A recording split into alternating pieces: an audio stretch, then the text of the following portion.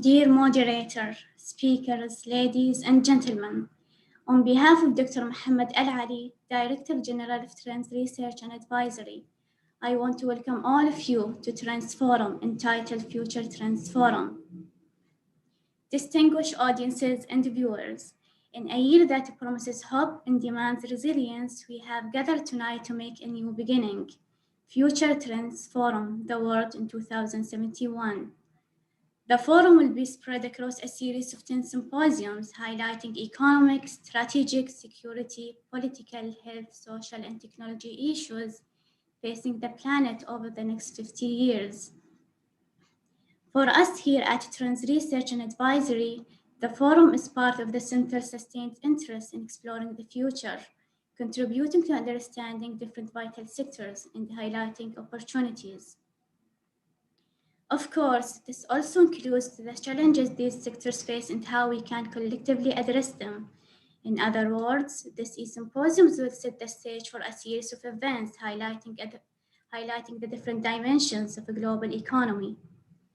Our interest in the subject emanated from an experiment we undertook last year, the Trends Future Foresight Lab, which is engaged in developing tools and methodologies to develop foresight, became the inspiration behind our new series of events to unfold during 2021. As was the case with all our events last year, an elite panel of experts has gathered tonight to discuss a critical topic: new economic growth models for the upcoming 50 years. We thank all the panelists for their time and look forward to hearing their views on the subject.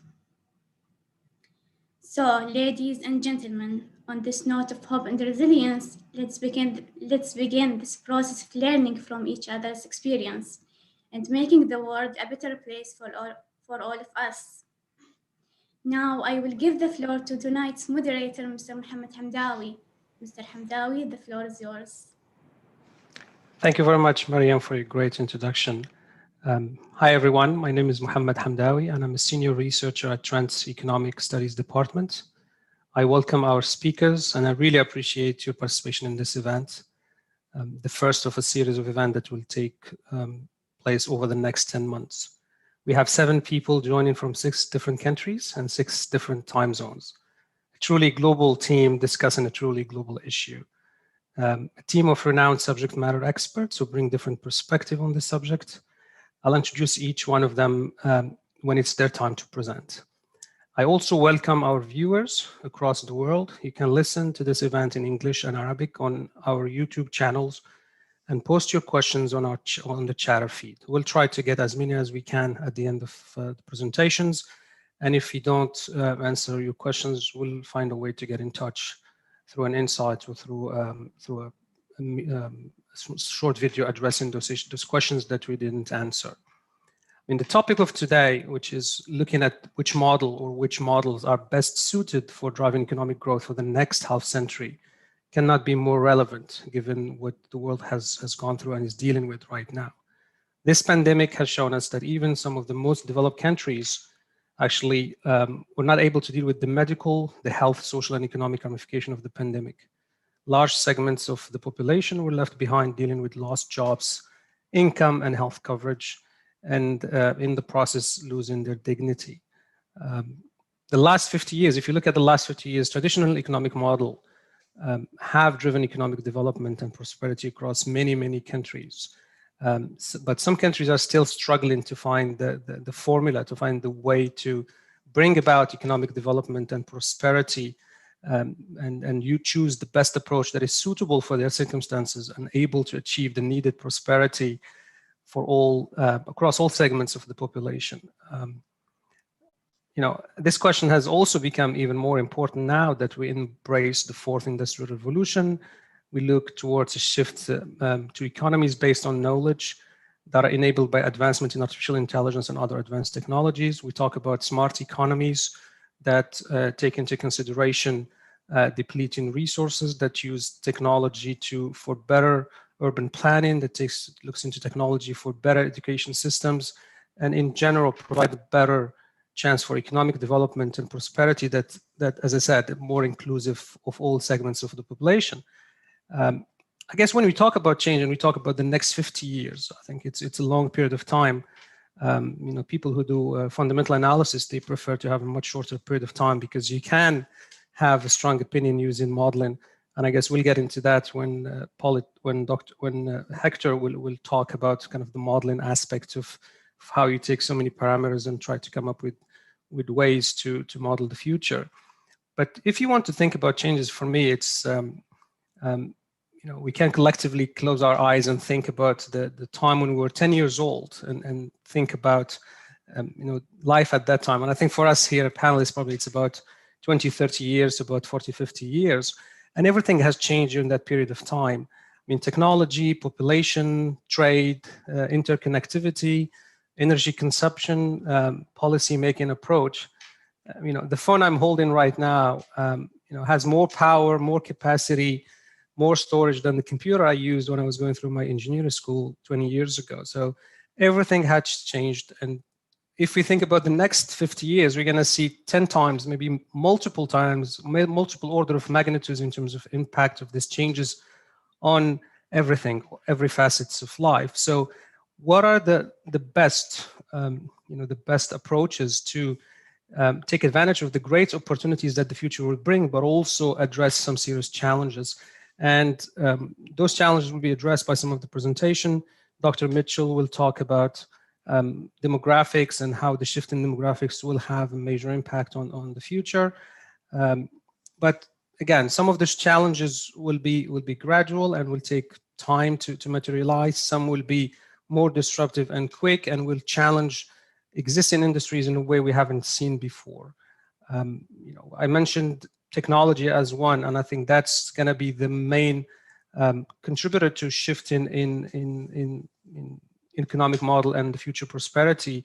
Artificial intelligence, Internet of Things, the ability, quantum computing and its ability to solve problems that we couldn't even think about solving in the past will change, will shape up the manufacture of the future, will allow to address complex modeling requirements, and it will have a huge impact on productivity, but it comes with the risk of rendering so many jobs obsolete. So how can we mitigate and take advantage of the positives that technology brings, but also addressing the issues? I'm not going to go into demographics. I think probably there is a bit of behavior and expectations of the kids that are today who's going to become kind of the employees of the future. Their perspective on jobs, their perspective on what they expect from companies. They're more aware about the environmental pressures, so they're more conscious about protecting the environment than probably 2 or 3 generations ago. How can we think of the job of the future? How can we think of the education of the future? Young men and women now have a complete different perspective of what they want from their employers and job and life in general than what we did and what our parents did. So how can we come up with a model that takes into consideration that? I mean, I'll go into depleting natural resources is a key topic that comes. We did an unscientific polling on LinkedIn. One of our colleagues posed the question around what are the key challenges for economic development in the future, and depleting natural resources came at first in terms of concern. So how can we make sure that we, address the energy need of millions of people, hundreds of millions of people? So while the developed world is talking about energy transition, and that's a true challenge that we all need to address, there are hundreds of millions of people that don't have access to energy or have inadequate access to energy. So the same applies for water. I'm not going to take a lot of time. There are a lot of other issues around how government needs to address and design future-proof policies that are not only flexible, but adapt quickly to change. Governments cannot just play catch up on these changes. We've seen the kind of the blockchain technology and what it brought to a lot of industries, the financial industry, and how government kind of struggled to keep up with the development. Government need to be smart and be ahead of the curve when it comes to policy making to address some of the changes that would be brought about using these technologies. And I'll close with this. I think any model for the future cannot be successful if it's not inclusive. What I mean is that it has to, bring prosperity across the board. we have to bridge the gap between developed and undeveloped or developing countries. I personally believe that technology can allow those countries to kind of get into a race gets into a 10K race at the 2K mark rather than start from the start. So there's an ability to accelerate prosperity in those countries using technology and using the right model. And it cannot be no model will work if it's not sustainable. So sustainability has to be kind of a cornerstone of any future economic model. I'm not going to dwell on this point. I'm sure our panelists will address them. Just some housekeeping issues. We will give each 15 minutes. I'll make sure that I'll give you kind of a heads up when it's 2 minutes. We'll keep all the questions at the end. And please, if you're not talking, just keep your phones on mute so we avoid any background noise. With that, I will turn to our first speaker, Mr. Badr Abdul Qadir. He's a senior economist at the Sharqiya Development Authority in Saudi Arabia. He focuses mainly on economic modeling, forecasting, and impact analysis. With that, Badr, the floor is yours. Thank you so much, Mohammed, for this amazing introduction. And I'm really pleased to be part of this event. It is both an honor and a privilege to be part of this, to be among this group of panelists. I think they are world-class experts. So thank you again. My presentation would evolve around 3 main topics. First of all, I would like to talk about the aspect of globalization versus technology. Then the second pillar is going to be the future trends that I believe is going to drive the economic growth in the future. And lastly, I would shed some light on the implication on economic modeling practice. So first of all, I believe that the twin forces of both the globalization.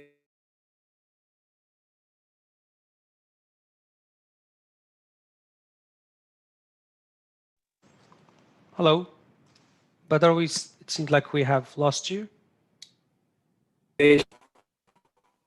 Hello? Yeah, Badr, we kind of lost you for 20 seconds there. Can you just start over, please? All right.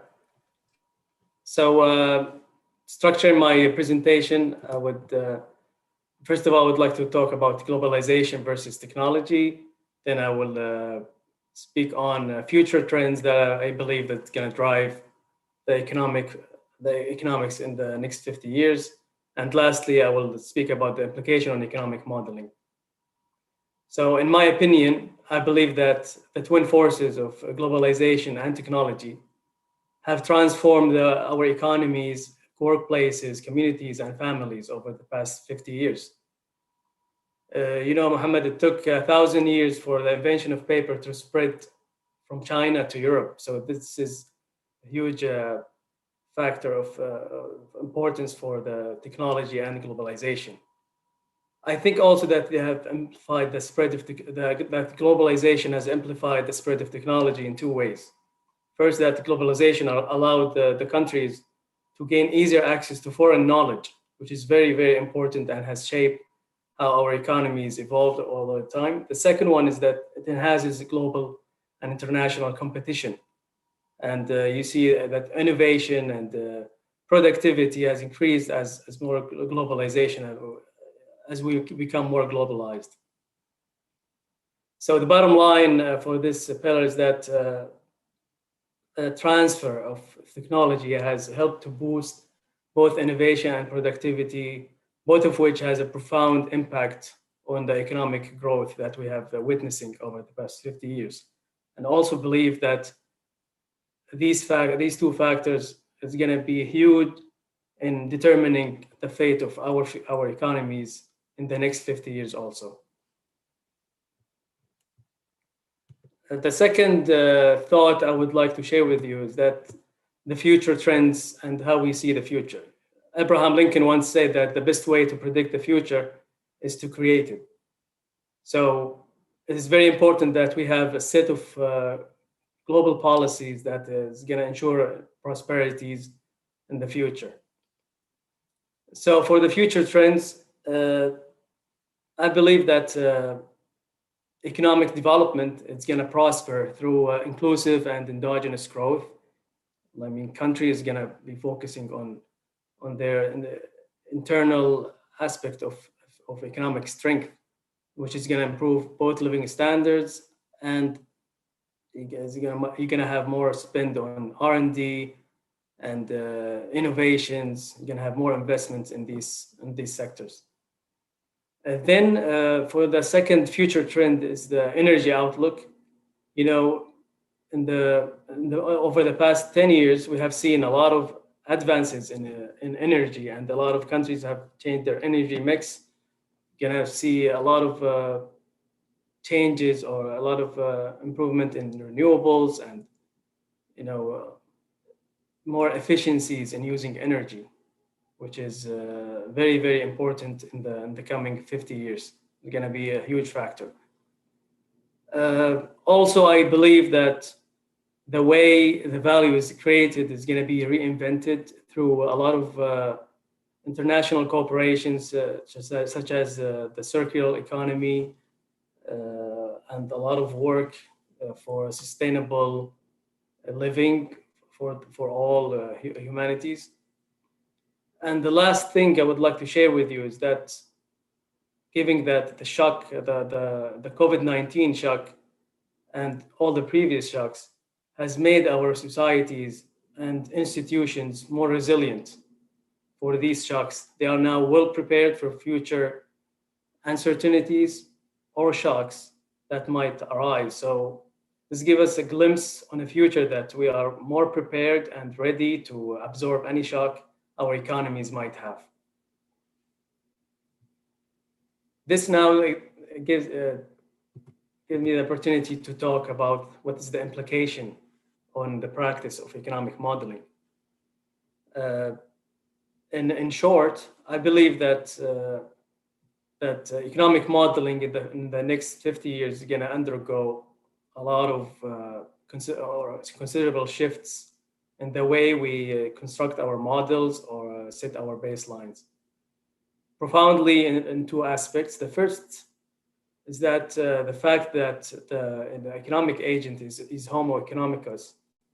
It might not hold in the future, and there have been a lot of work recently in the behavioral science, behavioral economics, to adapt more of a Homo reciprocans approach, where agents are more rational and they care about the mutual benefits of other agents. So this is it's going to be a considerable shift in the way we construct our models. Agents are not selfish. They are not maximizing their expected utilities to the fully. They are not optimally updating their beliefs according to the Bayes rule, and they are not anymore caring about the consumption and utilities of other. I think the future is going to give us more of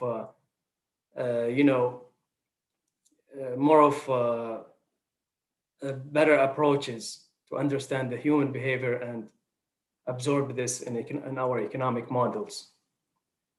The second implication on economic modeling is the fact that the energy transition that is going through in these times. No one knows what's going to happen in the future. Maybe the energy as a factor of production, maybe it's going to be depleted. It might also transfer to be, you have abundance of energy that is totally free. So I think energy factor is a huge component of the construct of our economic models, and considerable shifts and changes in this factor, it's going to hugely impact the way we model our economic models. So that was what I wanted to share with you. And thank you so much. Thank you very much, brother. I'm gonna give you a prize if I had a chance, like in terms of timing. That was perfect. Thank you very much. I think for me, you bring hope to the whole conversation, because you are definitely generally believing that agents are not selfish, that the future people will collaborate more, and your views around the increased resiliency of the economy in the future.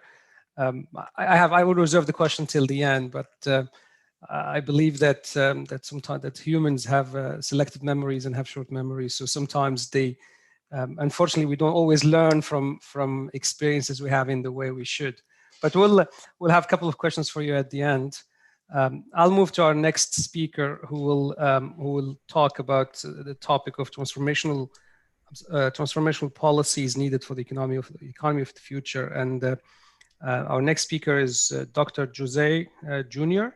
He's Director of Macroeconomics Policy and Research at Brazilian Institute for Applied Economics in Brazil. His main focus is on economic growth, long-term economic scenarios, and macroeconomic policies. Dr. Jr., you have 15 minutes, and the floor is yours. Thank you very much. Thank you very much for the invitation. This is a great event. We have many great discussions to have here. So I will share my screen here. I have a presentation.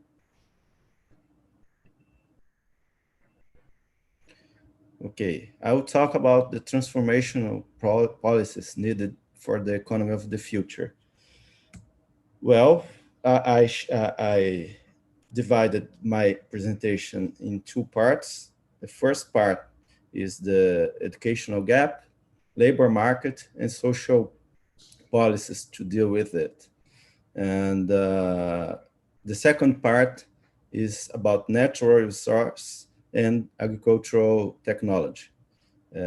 So let's start with the educational gap.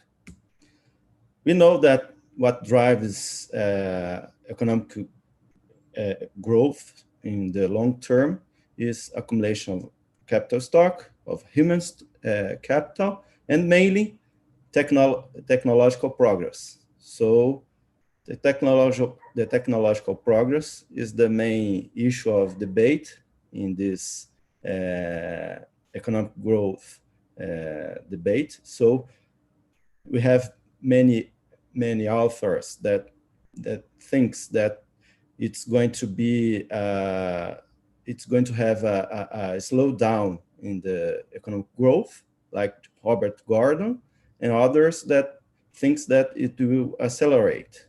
But sorry, Robert Gordon thinks that the source of slow will be not that the technological change is going to slow down, that it will assume a similar rate as last 4 decades. Instead, he thinks about 4 headwinds: demographics, education, inequality, and government debt. And McAfee, otherwise, thinks that we are starting a really great time of growth that they call the second machine age.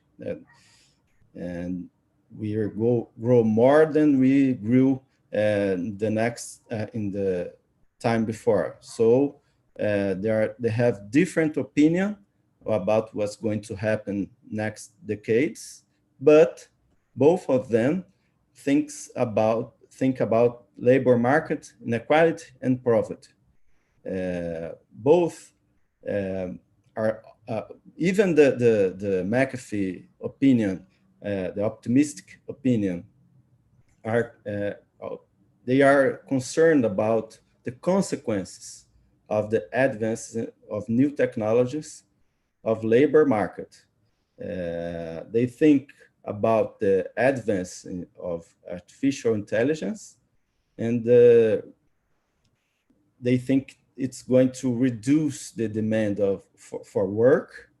And we are going to talk about it and talk about how to prepare the workers to this future? This is the first question I'd like to talk about, to speak here. And the answers of these questions, for me, is one of the most important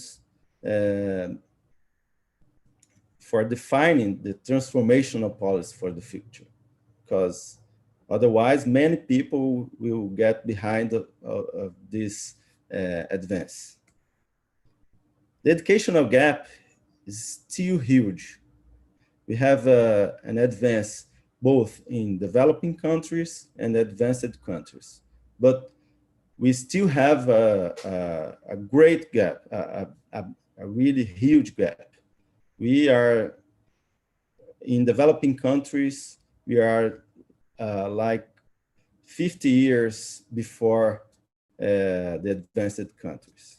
And the cognitive skills, we have the same picture.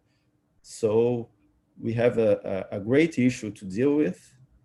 And this is very important to us to understand that the developing countries has to deal with this gap in order to achieve developing countries, this advances, this technological advances. This is other, these two graphs shows the same thing, the same gap, and years of schooling and human capital stock. And these pictures here talks about the quality of education, the quality of schooling. So we have the same problem here, that quality is even more important to the growth than the quantity. But developing countries has a bigger issue in this thing, in this quality thing, and it may be a problem for the next decades. Digital technology is a completely different technology from the one that we used to have. Previously, it was possible even to industrialize a country without major investment in education. In Brazil, we had this. In 60s, 70s, we were able to industrialize the country without investing in a great investment in education. But now, the development of new technologies, especially this so-called second machine age, made it impossible for countries to catch up with the developed countries without large investments in the education. So we have a problem, and this gap may be the most important problem for the developing countries. We here see the growing trend to adopting new technologies. All of them needs education. We are not going to be able to grow, to industrialize, to catch up without investing in educational quality and quantity. So what are the policies to deal with it?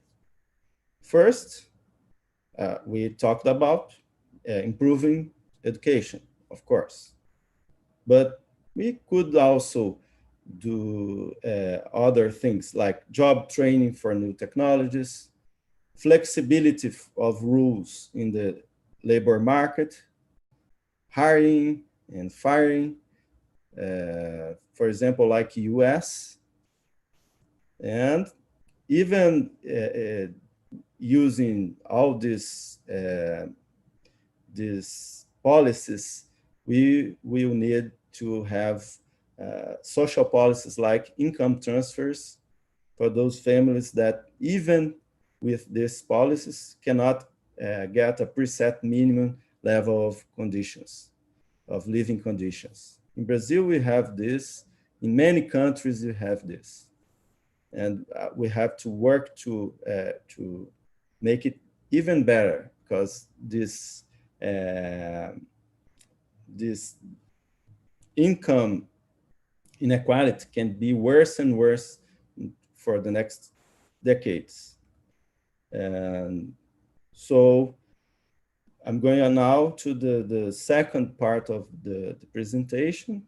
We're going to talk about natural resource and agricultural technologies. Of course, we have to encourage investment in agricultural technologies. Technological progress appears to have been the main way to expand production of food at a reasonable price and using fewer resources. We can give two examples: USA and Brazil, the world's largest food producers, both invested heavily in technology development in this sector. We can see here that almost all the growth in output of this sector was due to total factor productivity, like we can see in this chart. In USA, they are using even less land area than it was before. And we can see that this total factor productivity is negatively correlated to the prices. We have almost the same in Brazil. Almost all the growth in output was due to TFP2. So productivity was the main driver. We can see in this chart that the planted area, the land, the use of land is almost the same. It was decades before, and we have tremendous growth in the production. So, is it possible to continue improving the productivity? I can say that yes, I think that it's possible. We have the so-called agricultural 4.0. Basically, it's a farming management model upon observing, measuring, and responding to inter and interfield variability in crops. And it's a way of doing things differently. And we have this integrated livestock forest systems that can, you have many things coexisting in the same place, using better the land that we have. And modern farms and agricultural operations, we work differently. Primarily, advancements in technology, including sensors, devices, machines, information technologies, sophisticated technologies too, like robots, temperature and moisture sensors, GPS, and so on. But we have many that are not so expensive and are being used. For example, in Brazil, with success, we have a great success in improving technology in this field, and it's proving that it's not, we didn't have achieved a plateau. We have, we can improve even more next years, next decades. I hope so, and I believe so. But this integration, we are just beginning. Livestock farming and forest, livestock and forest, farming and forest. We use this just a little bit. I think that we can have a great improvement in this kind of combination of use of technology, because the great push, the great growth becomes with the recombination of technologies. As we saw in many areas, we can see it in agriculture too. So I think it's the best way of dealing with this necessary improvement. So I'll give some international policy suggestions too. Promote social biodiversity products, especially in developing countries, to generate income for traditional communities and healthier consumption alternatives for the population, using management techniques to preserve environment, and helping developing countries to adopt the agricultural 4.0. How come? Transferring technology, financing this kind of improvement, and opening the markets for external trade. What can happen if the international policy do this? It will be possible to reduce the income gap between countries and to make food production more environmental friendly. So I think it's the best way of dealing with this challenge that we have. And if advanced countries really wants to help, I think it's a great way, a good way of dealing, because we have many opportunities of development. And I think it's a way of seeing that. I don't know if the world is going to go to this way, but this is my suggestion.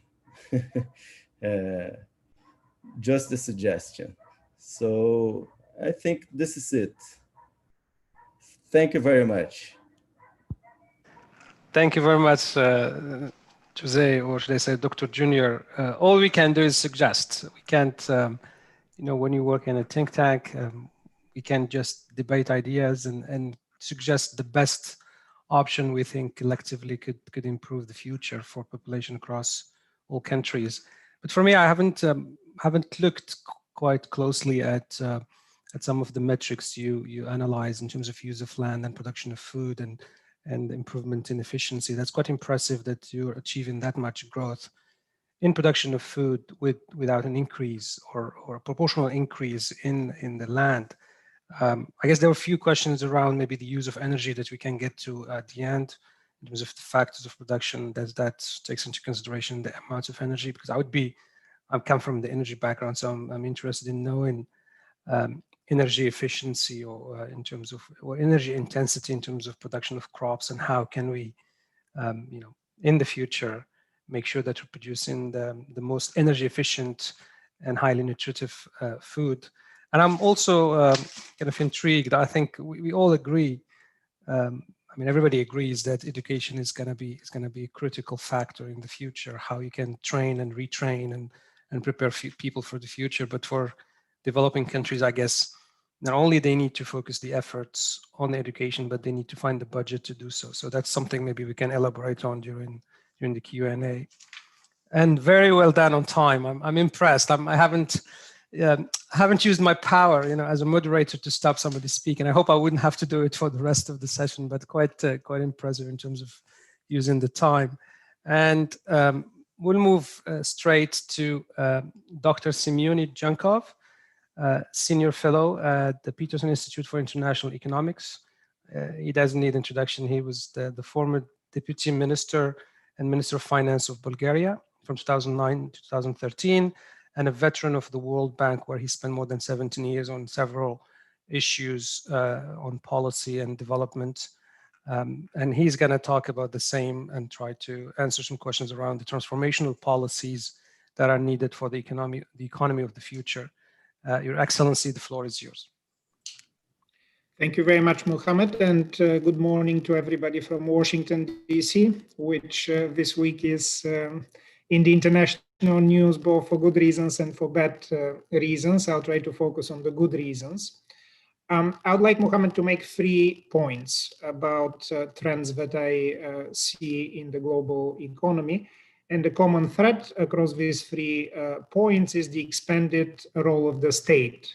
So it's good that I'm in Washington, D.C., because the United States and the incoming administration of President-elect Biden is exactly the type of government that seems to be very intent on using this expanded powers and expanded role of the state. And the reason I think this is important to have in our conversation today is that there have been 2 or 3 decades, one can argue, of diminishing role of the state. In other words, government expenditure as a share of GDP has been falling over the last roughly 3 decades in most countries and most regions in the world. We've seen over the past year, due to COVID response, that has changed quite dramatically in most countries around the world. But what I'll be arguing today is that even beyond COVID and COVID recovery, the larger role of the state is to stay with us for some time. And I'll briefly outline 2 or 3 areas. Some of my fellow speakers just mentioned some, like education, which obviously is a very big potential for a bigger role of the state. But let me start. You mentioned that I'm a former finance minister of Bulgaria. So let me start first with the observation that within the expanded role of the state over the coming years and I think decades, fiscal policy, so fiscal stimulus, or the ability of the government to guide economic as well as social policies will be used a lot more than it has been used in the last, I would say, about 30 years. I mentioned Washington, D.C. Just 2 days ago, the incoming administration in the U.S. announced their recovery package. Notably, it's nearly $2 trillion in addition to what the U.S. Congress already approved last week. So that's equivalent to about 9% of GDP just for this year, on top of the 4% that Congress already had approved. So 13% of GDP just in the last week in terms of COVID recovery measures. And President-elect Biden and his team also announced that within a week, they will have a longer economic plan for economic recovery and the transformation of the US economy that would be worth at least as much. This is the direct text. So another about 10% of GDP. So the reason I'm saying this is that if you step back and think within about a 2-week period, the US government essentially has said that they would run about a 25% of GDP stimulus package for the economy. I think that would have been unthinkable just a year or 2 ago. And while the United States is a rich economy, so it can afford it, just to note that a number of other countries are also, both in Europe and around the world, are also running packages of 5% of GDP, 10% of GDP, 15% of GDP. And most notably, they're directing part of this fiscal stimulus towards not just short-term recovery, but also longer-term measures of, you mentioned, for example, energy policy, educational policy, digitalization, things that have been around for some time, but now governments are willing, it seems, to spend significant amount of taxpayers' money to direct these policies into the future.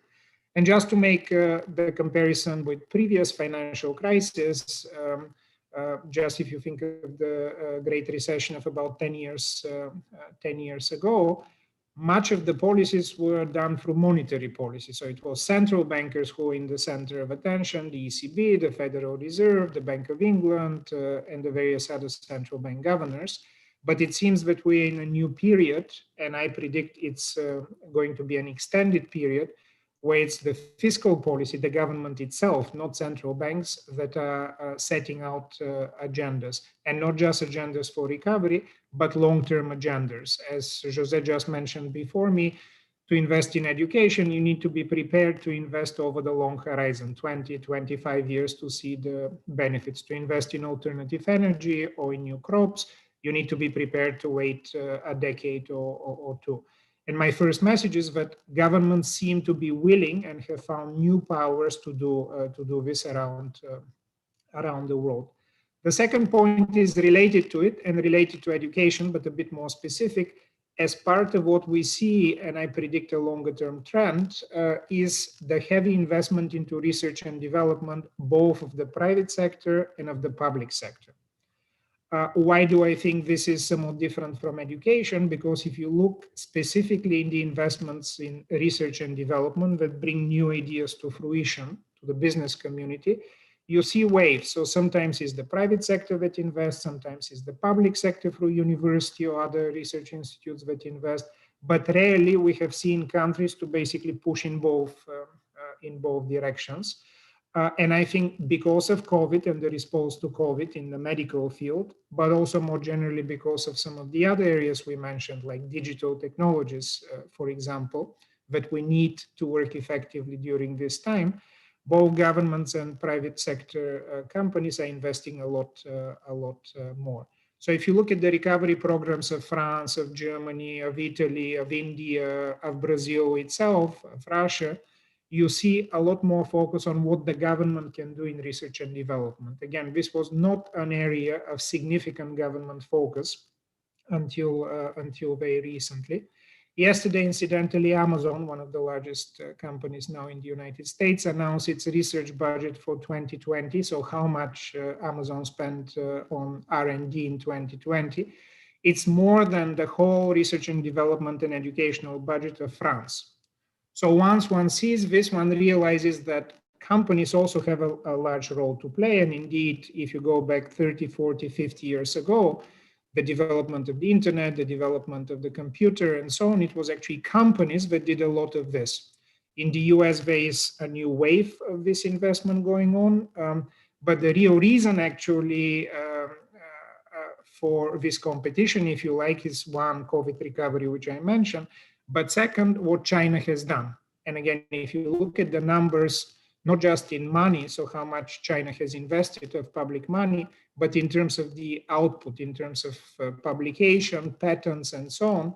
Again, for the year 2020, actually, China has produced more patents than the United States. And this worries people here in the United States, but it's also a good source of competition. So that's a trend that I predict will continue into the future. Heavy investment into research and development. And our first speaker mentioned productivity trends. We worried whether the computers and electronic technology actually is rising productivity as much as we thought it would. We have some nice comments from fellow economists to say maybe it isn't, but we see this happening now. And the final point I want to make is in somewhat of a different area, but still related to public financing. This is cities. So if you think of the development of cities, where the vast majority of both the world's population as well as business activity is, we've seen tremendous growth, tremendous agglomeration of people going to cities, business activity tremendously developing there. And as a result, a lot of the infrastructural developments, a lot of the educational developments are intrinsically linked with city development. And a lot of money has gone into this. This is more of a question than trend, but I wonder whether that process is going to continue, both because of digital, which we know allows us to work from more disparate places, but also because of COVID. And this morning, for the purposes of this seminar, I was looking at the statistics to the extent that they exist of Washington, D.C., where I live. So how many people are still in the city, and how many people, because of COVID primarily, have decided to kind of work outside of and live outside of the city? And the numbers are quite striking. About 30% of the population of the greater Washington, D.C. area claims that their initial apartment, main apartment or house is no longer their main residence. In other words, about 30% of the Washington, D.C. population has decided, perhaps temporarily, perhaps not, to move somewhere further from the virus. But I predict that once people see how easy it is to work from home, how easy it is to use the digital technologies that we are using right now, a fairly large share of the world's population, particularly in advanced economies and emerging markets, may decide to stay where they are now. And that has huge implications for what infrastructure we build, for how we organize our education and healthcare systems, for how we organize alternative energy sources and uses, for how things look. So cities, in other words, and I'll finish with this, as a main function or main part of the global economy, are undergoing some transformation. I think that transformation can be good. We've seen in the past a lot of claims how this will develop, this decentralization of business activity, but now it's really happening. And I wonder, this is more as a question to the other panelists and our audience, whether that would continue even beyond this this pandemic. Thank you, Mohammed. Thank you very much, Your Excellency. I think I'm not going to jinx it, but we're really doing great on time. And I think the three issues that you raised, especially the first one, would probably be open to debate in terms of the school of thoughts that believe that government is not the government's business to get involved in the market, and they need to just kind of keep kind of that 360 view and let the economy plays out and let the market economy plays out. So we'll hear from maybe we can ask a question at the end of the presentation on this topic, and what is the true role of government into driving the economic development for the future, and most importantly, what if we have many bleeps in politics, and I'm not going to say anything further. What if we're going to have more shift towards nationalistic vision of politics, and how much politics will drive economic policies? I think that's maybe open for debate with the rest of the panelists. I think for me, again, the R&D issue is quite critical, but it raises more question to me in terms of if we're going to see that R&D development happening in developing countries. You mentioned China and the US and Europe and Japan. What about the rest of the world? I mean, we're trying to kind of, what is the best approach to bridge the gap? Dr. Junior or Jose talked about, agriculture 4.0 to bridge the gap in terms of food access and how we can do that. And I guess a question for him as well when we get there is how can you finance that? The same question here.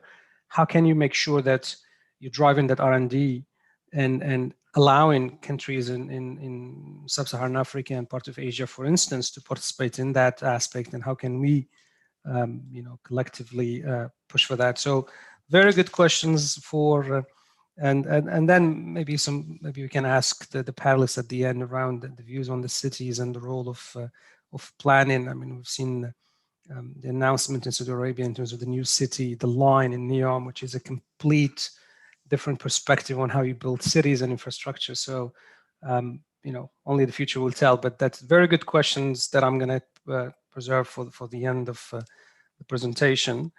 I'll go to our next speaker, and he comes to us from Geneva, Dr. Giacomo Luciani. He's a scientific advisor to the Masters in International Energy at the Paris School of International Affairs of Sciences Po in Paris. He's also adjunct professor of interdisciplinary studies at the Graduate Institute of International and Development Studies in Geneva.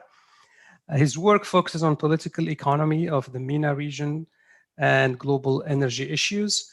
And in his talk today, he will try to cover the pillars of the economy of the future, knowledge and sustainability. Dr. Luciani, you have 15 minutes. The floor is yours. Thank you, Mohammed.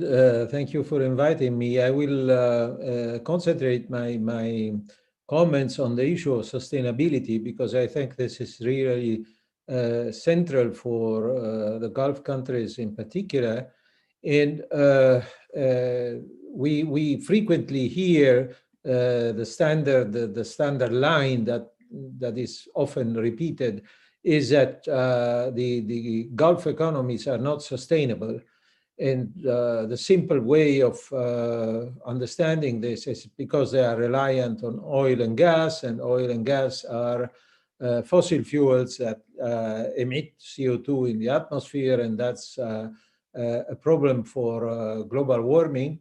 And therefore, they need to completely redefine themselves and change. That is, I believe, a simplistic way of looking at the situation. It is, at the same time, certainly the case that the Gulf economies, the economies of all oil and gas producing exporting countries, face a challenge in the age of decarbonization. Sustainability, we may ask which economy is sustainable. No economy is sustainable if there is no change. All economies have to continuously adapt to changing circumstances, changing technologies, changing relative prices, changing international competition, and so on. So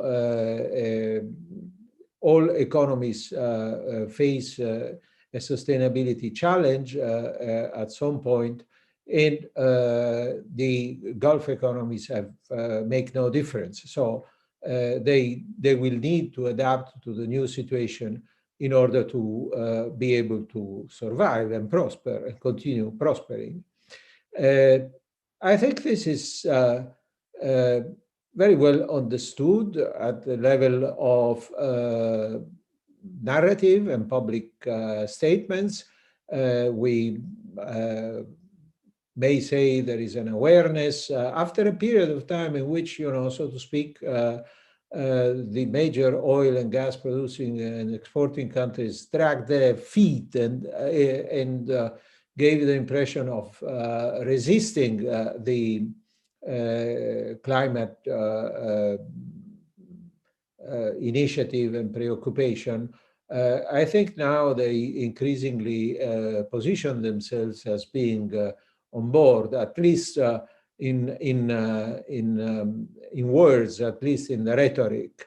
One example of that is the recent Saudi initiative to introduce the concept of circular carbon economy in the occasion of the G20 that was held in Riyadh. And the final communique of the G20 leaders acknowledges the concept of circular carbon economy, or CCE, which is based on the 4 R's: reduce, reuse, recycle, and remove CO2.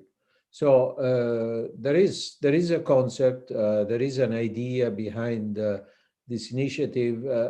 Now that it has been acknowledged and endorsed by the G20, I believe it is time to demonstrate that it is a real, an effective potential solution to the problem.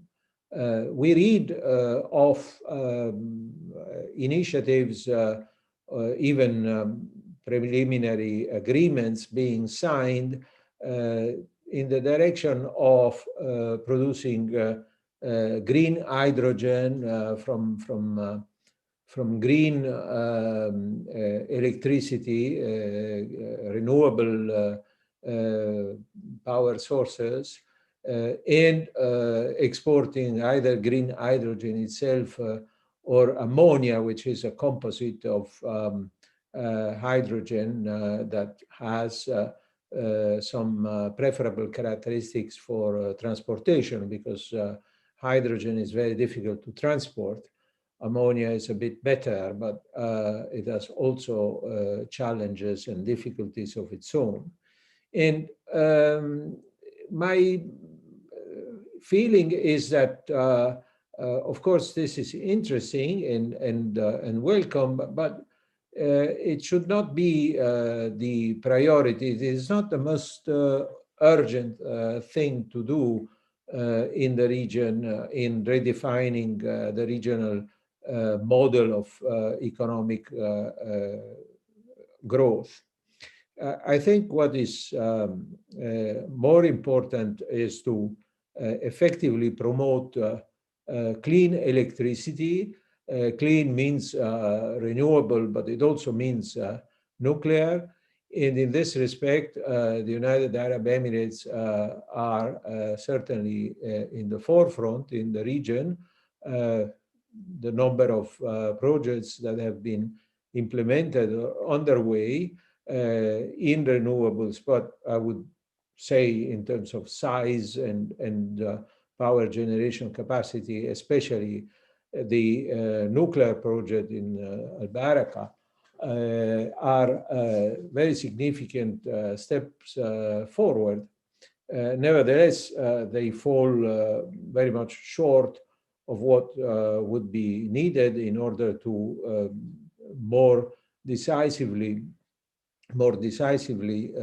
clean up energy generation in the region. It is fully to be expected that power generation in the region will continue to be fundamentally relying on oil and gas as fuels for power generation, because it's just a matter of numbers before you satisfy the entire electricity demand, which has been rapidly growing. Maybe this will slow down for a time, but it has been rapidly growing so far. It is only possible if you continue to use the traditional power plants based on burning oil or gas. And so the only way to effectively clean up power generation in the region is to implement carbon capture and sequestration.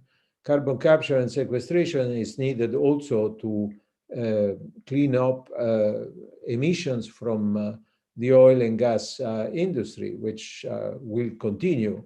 Again, the region has been doing very well in international comparison with respect to abating gas flaring in emissions related to that. At least the countries of the GCC have been doing very well. Iraq and Iran are a different story. They are, on the contrary, some of the major emitters in conjunction with the flaring or venting of methane in conjunction with oil production. So that is a major problem. But in the GCC, this problem has been contained, and the recent reports have using satellites to monitor methane emissions have reported only one major leak that is visible from satellites, and that is a very encouraging result. But it remains that the countries of the GCC are, in international comparison, some of the most intensive emitters in terms of per capita or in terms per unit of GDP.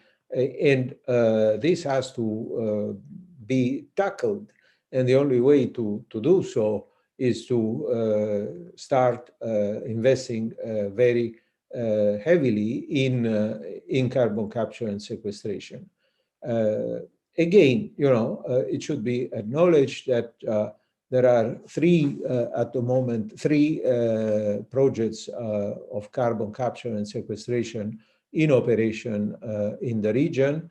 One is in Saudi Arabia, Othmania. One is in Abu Dhabi.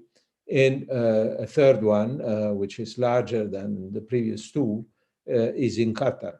And there is also a further larger projects underway in Abu Dhabi, which is expected to come in operations in 2025.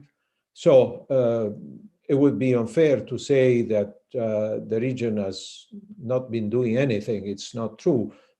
Some progress has been made, but quite frankly, this progress is relatively minor and insufficient considering the magnitude of the challenge. So before the countries in the region can claim that they have made significant progress in eliminating or significantly reducing their emissions, I see the need for much increased investment in carbon capture and sequestration. This is a technology that is not universally accepted as being either economic or effective. It is considered essential and indispensable by the International Energy Agency and by most analysts, if for no other reason, because there are certain industries, certain industrial processes, which inevitably also emit CO2, and therefore we need to resort to carbon capture and sequestration in order to contain emissions from this. This includes steel, cement, aluminum, other energy-intensive industries such as glass. So there are numerous industries that actually eventually will necessarily require the implementation of carbon capture and sequestration. But, you know, the record so far has been that many projects that have been proposed have not been implemented. They have been at some point abandoned. So the world is waiting to have a convincing demonstration that a full-scale, world-scale carbon capture and sequestration project is both possible, feasible, and economically so. So the cost is reasonable. And I believe this is the main, how should I say, proof that the Gulf countries must give for the sustainability of their economies, because if they manage to demonstrate that this is possible, then oil and gas may continue to be exploited either for the production of non-fuel intermediate products such as petrochemicals, which is already a mainstay of Gulf industrialization, but also, as I mentioned, steel, aluminum, cement, among other things. There are technologies that allow, for example, to reuse CO2, to capture CO2 in the cement in new forms of production of this essential intermediate. So there is a whole range of specializations and comparative advantage that Gulf countries may acquire if they manage to make progress in this direction. And then also, of course, there is the possibility of producing clean burning fuels, such as hydrogen or some composite of it. But it always depends on the possibility of producing clean electricity and the possibility of capturing CO2, because whether we speak of blue hydrogen, which is the most likely alternative, at least in the immediate, or green hydrogen based on clean electricity. In both cases, the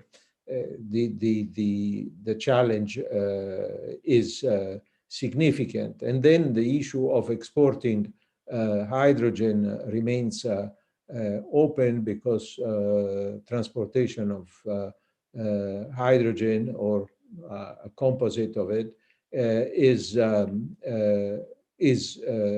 expensive, and therefore there will always be an advantage in the utilization of this fuel locally, rather than transporting it over long distances to sustain energy-intensive industry in other parts of the world.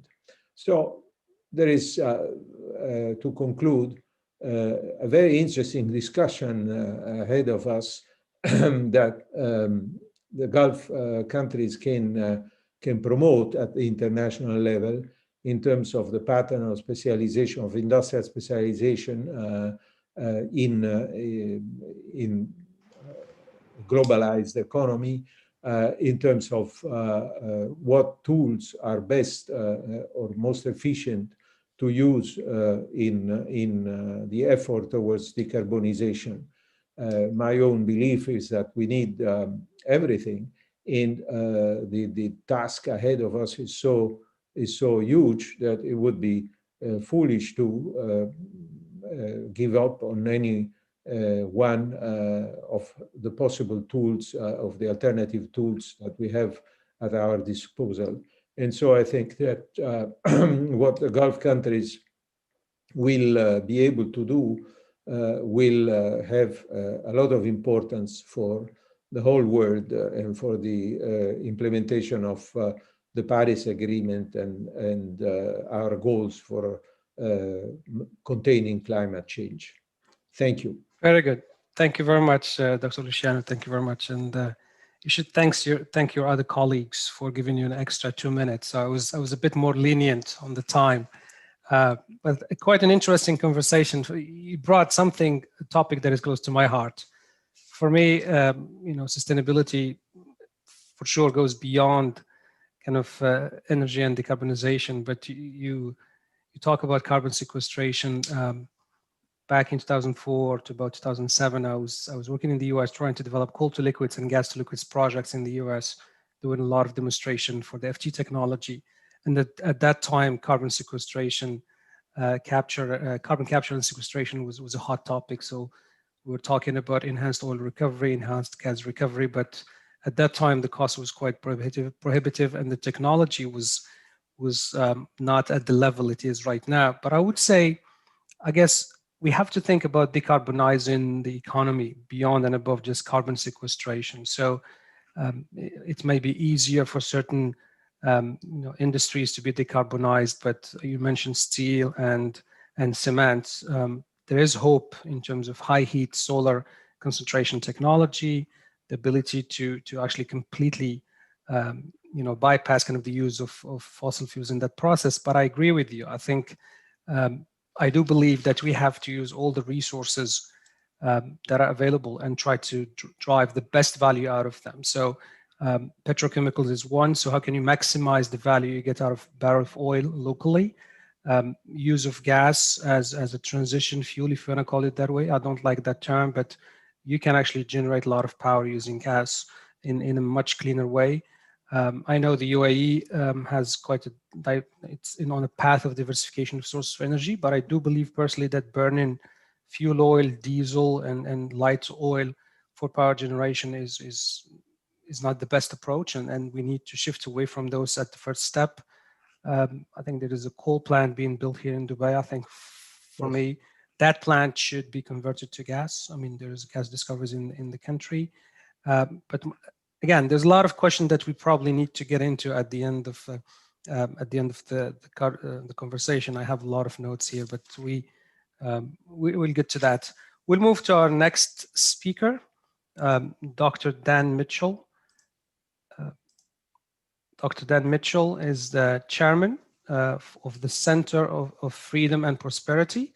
His primary research interests include tax reform, international tax competition, the economic burden of government spending, and other fiscal policy issues. Dr. Mitchell will talk about the economic landscape of the next 50 years, and he will focus mostly around the demographics and the demographic shifts and the challenge they will present to economic development. Dr. Mitchell, the floor is yours, and you have 15 minutes. Well, thank you very much, Mohammed. I'll try to keep on time because we've had so many good speeches already, and I'm looking forward to the discussion and questions. What I'm going to focus on, as you indicated, are the demographics.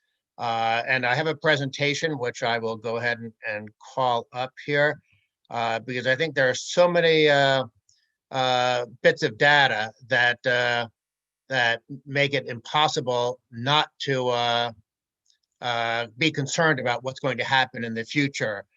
And I guess the number one thing that everyone should understand, and actually most people that work on these issues with governments do understand it. Unfortunately, the political system isn't quite willing to deal with this issue yet. But the key thing to understand is that demography is destiny, and we're living longer and we're having fewer children. And in many cases, that's good news, but from an economic perspective, from a demographic perspective, and from a fiscal perspective, these are challenging things. I mean, from an economic perspective, we could merely consider the fact that your economic output is largely driven by your working age population. And if we're having fewer children and we're having more and more people living longer among the elderly, that working age population is supporting more and more people. And those demographics, when you mix them with the existing government policies and potential future government policies, this I think is probably one of the more underappreciated issues, because we have the key thing to understand, and then the key consequence is that I think fiscal policy is going to get enormously challenging in the future over the next 10, 20, 30, 40 years. And reason number one, as I just mentioned, is the demographics. But reason number two is the fact that most nations have some form of tax and transfer programs to support the elderly. And when you mix that with these demographic trends that are already baked into the cake of too few workers, and actually I should have said too many old people, so I have a little typo in my presentation, but that's not a good combination. Here's the traditional population pyramid that we used to see in countries all around the world. A few elderly at the top of the pyramid, a big working age population, and then an even bigger generation of children coming up. And so in that kind of system with the traditional population pyramid, you would have lots of workers to support retirees, and a reasonable sized welfare state was certainly affordable. Whether it was a good idea or not is a whole separate question, but it was affordable. And that, in some sense, is the story of much of the Western world over the last 100 years, is the development and implementation of the tax and transfer programs, largely for the elderly. But my presentation is going to focus on that population pyramid is beginning to change. And I'll show you some data here just from the United States. And you can see the population pyramid. It tops out at 100 years old, but you can see it over time. Now we're in the 21st century. Here's today, and here's what's happening in the future. You see that the pyramid, in effect, is becoming a cylinder. Now that's just for the United States, but let's go to a chart that simply shows a woman on one side, men on the other. It shows the light gray is where things were in 1950 for the entire world. The dark gray is a couple of years ago, and then 2100, the dashed line is where we're going to be in another 80 years or so. And you can see, once again, a triangle has become more of a cylinder, and that has important implications. And what I want to do is now look at a whole bunch of charts that underscore this point. not because I'm necessarily going to say what the right answer is, but because I think we have to somehow get more in the public mind, more in the public domain, that this is a very serious issue. It's largely being shrugged off by politicians who generally, of course, understandably, they just look, their time horizon might be the next election. And this is an issue that is for 10, 20, 30 years down the road. But anyhow, this chart shows young children and older people as a percentage of the population. And you can see, if you look to the left of the screen, it used to be there were a lot more children than there were old people. You look to the right of the screen, which is where we're heading, and you can see that there are a lot more old people than children. And remember, in the context of demography and economics and fiscal policy, young people, children matter because children are future taxpayers. And we're going to have fewer of those future taxpayers. Here's another way of simply looking at the population pyramid becoming a population cylinder over time. It's just a different way of looking at the same data. Again, the idea is to underscore the fact that this is a built-in, very serious, challenging issue, and people aren't paying enough attention to it. Demographers generally say that the replacement rate is 2.1 children for every woman in society. Well, here are just some examples of countries that are well below that 2.1, 1.4, all the way down to 1.2 in South Korea. That's demographic catastrophe, but that's really not the right word, because it's not anybody's business how many children families have and things like that. But it is potentially economically important. And as I keep trying to underscore, it's potentially fiscally catastrophic, because when you have a country like, say, Greece with a 1.3 replacement rate, they already have enormous levels of government debt. They already have all sorts of major economic and fiscal challenges. And you can see just baked into those numbers are the fact that there are going to be fewer taxpayers in the future to support an aging Greek population. And how does Greece solve that problem when they're already in a position without the European Central Bank that they really wouldn't probably be able to issue any debt into private credit markets? And one of my concerns is that what we have seen in Greece over the last 10 years is what we're going to see in Italy, maybe imminently, and what we're going to see in other developed nations around the world over the next 20 or 30 or 40 years. Here are numbers. On the left side, you have some developing nations. On the right side, you have some industrialized nations. And you can see that the age dependency ratio, the number of dependents for every 100 people of working age, those numbers are really deteriorating in a substantial way. So it's not like there are parts of the world that are exempt from some of these problems. Here's fertility rates, just a different way of looking at the data about how we're having fewer children over time. Again, keep in mind that the 2.0, you want to be a little bit above that simply to have a replacement rate for your population. Of course, this doesn't count immigration. So the US, as a country with a lot of immigration, our population will still be growing, but you can see in the European Union, Spain and Japan in particular, you are seeing replacement rates that the equation for what that means for fiscal policy, I think, is something that has to be dealt with. Here's another way of looking at it that I think is very important. A lot of people might not understand and comprehend what long-term demographic trends mean and population pyramids, but they do understand that how many workers do you have to support every retiree? And it used to be, if you look back on the left side, the 1970s, 80s, and 90s, for the most part, you would have 4 to 5 workers to support every retiree in your countries. And again, keep in mind, we're talking about tax and transfer systems that take money from working age people and give to retirees. But as we go out to the right side of the screen to 2030, 2040, 2050, in some nations like Japan, you're almost getting to the point where you have, for every 5 workers, you have 4 retirees. And that's the implications for what that means in terms of the tax burden for the people who remain in the workforce I think, are very sobering bits of information. Here's some OECD data. you have the blue bar is sort of roughly where we were a couple of years ago, and these black diamonds are where these countries are going to be in 2050. Again, it's the old age dependency ratio. This is a dramatic change. The traditional population pyramid is dying out, or in some sense, the children to support it are not being born, and the old people who used to die out are living a lot longer. And of course, with my gray hair, I like the idea that we're living longer, but I recognize it's a major issue for fiscal policy, for economic policy more broadly. Here's looking at the different regions around the world.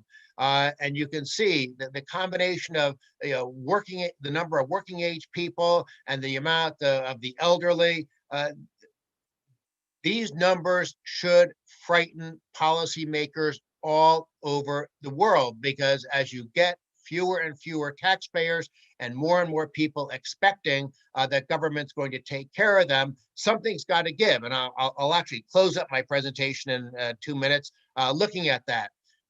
Here's a map of Europe looking at what's going to happen to population between 2017 and 2050. And pink, red, or dark red, those are all countries where the population is going to decline. But even if you look at the green countries where the population is going to increase, you then have to factor in which population is increasing, because even in the countries where the population is increasing, oftentimes it's simply because you have big baby boom generations that are going to be living into their 80s and 90s, and in some cases, even over 100 years old. And again, it's great that we're all living longer, and there's certainly nothing wrong with people having fewer children.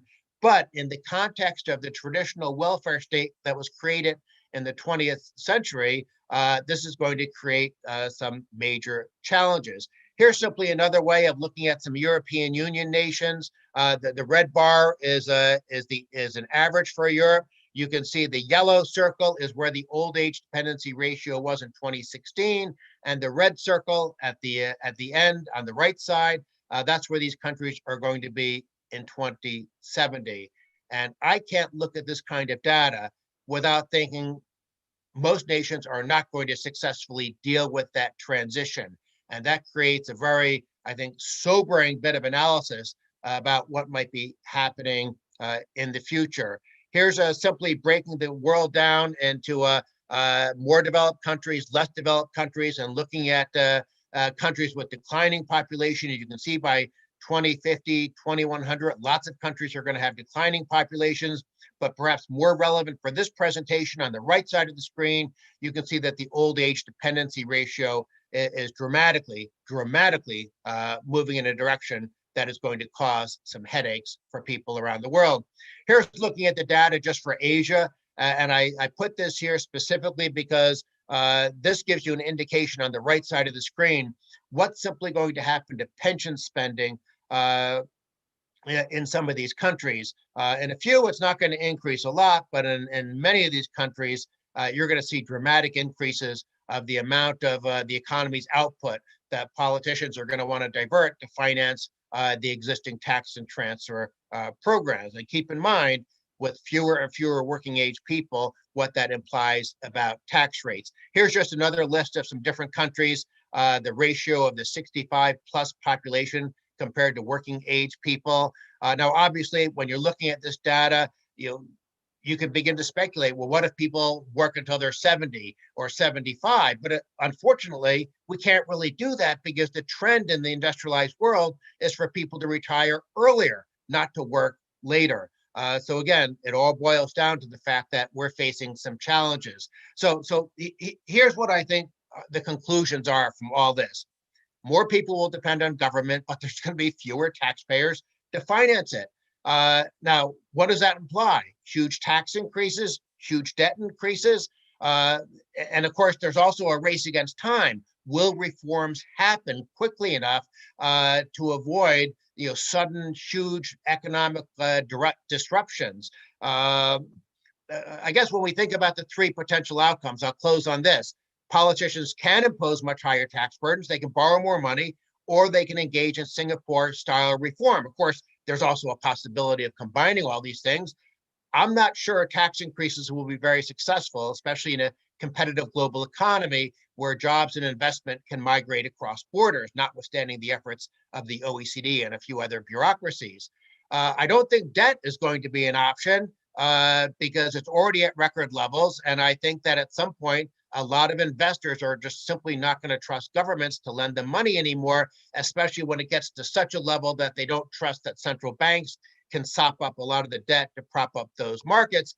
I think personally, Singapore style reform works, but if you look at the bottom of the screen, most politicians don't favor this approach. And even for someone like me who's sympathetic to that approach, there are major transition challenges to making that happen. And unfortunately, I worry politicians don't think past the next election cycle, much less the 10 or 20 years down the road that make these kinds of reforms possible. So the bottom line is I'm expecting trouble in the future. I wish that wasn't the case.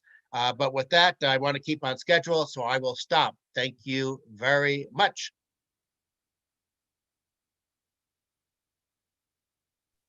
Thank you very much, Dr. Mitchell. Thank you. So trouble in the future, that's kind of, if we want to choose a title for a presentation. I think, again, demographics is something, unfortunately, there's not much policy that can change or shift the trends in the dynamic of the population pyramid, unless we start paying people to have more babies. I'm not sure, but it's it's probably the government getting too much into your personal life is not something that a lot of people will accept. But I think for me there are maybe a few questions to get into a bit more detail. I would probably our viewers and myself would like to hear a bit more about the Singaporean approach, the pre-funded retirement and health, so we can have that question around it. And I think, again, the other thing, maybe the other subtitle that you mentioned is around immigration, providing maybe that needed cushion in the near term. So maybe immigration becomes a sound fiscal policy, to address these issues in the future. But anyway, we'll get into those at the end of the presentation. I'll get to our last but not least presenter, Hector Pulitz. He is, sorry, let me just open my cheat sheet here. He's director and chief economist at Cambridge Econometrics.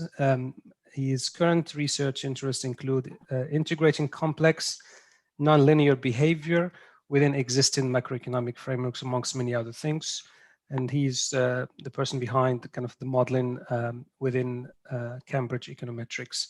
And he will talk about the modeling aspect in terms of addressing all these factors and modeling them in terms of predicting the landscape for the next 50 years. And the floor is yours, Pulitz. You have 15 minutes. All right, thank you very much for the introduction and the invitation to be here. And I have to say, special extended thanks, because most people won't have seen this, but my computer crashed 10 minutes ago and we've managed to get it back up and running just in time to go again. So very much appreciated the behind the scenes work there. Good. Thanks also to the previous speakers. Really enjoyed all the presentations. I guess the last one, I'm sort of going to wrap this up by bringing bits of it together and also talk about the modeling and a bit about economics as well.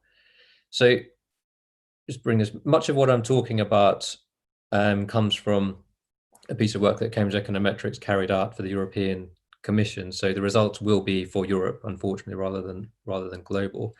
But we can still take some insights for other countries from that as well.